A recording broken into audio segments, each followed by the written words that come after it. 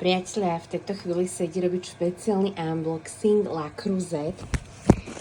Možno to poznáte a tí, čo nepoznajú, tak sa s týmto oboznámite.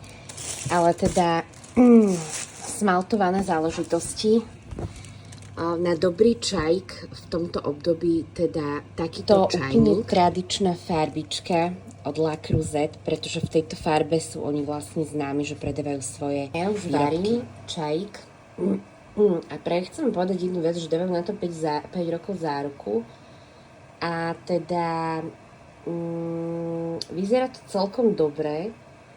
Ešte treba povedať, že aj dávam k tomu takúto knižku, že čo všetko to pokrýva tá záruka, tak uvidíme.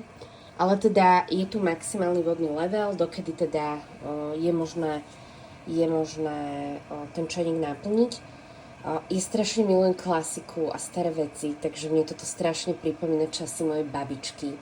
Ja dúfam, že vás týmto nenudím, tých, ktorí áno, tak kľudne scrollujte, ale v poslednej dobe sa vraciam k takým tým tradičným hodnotám a k tradičným veciam a tento čajník mi trošku pripomína staré časy okrem iného. Čo idem urobiť? Idem urobiť to, že som si pripravila, toto sú také polosušené brusnice, a vlastne idem si urobiť taký čajík z tých brusníc, kým teda ešte šípky stále suším na 70 a ešte hodne dlho budem, ale veľmi sa z toho teším. Takto vyzerá čajík, ktorý potom scedím.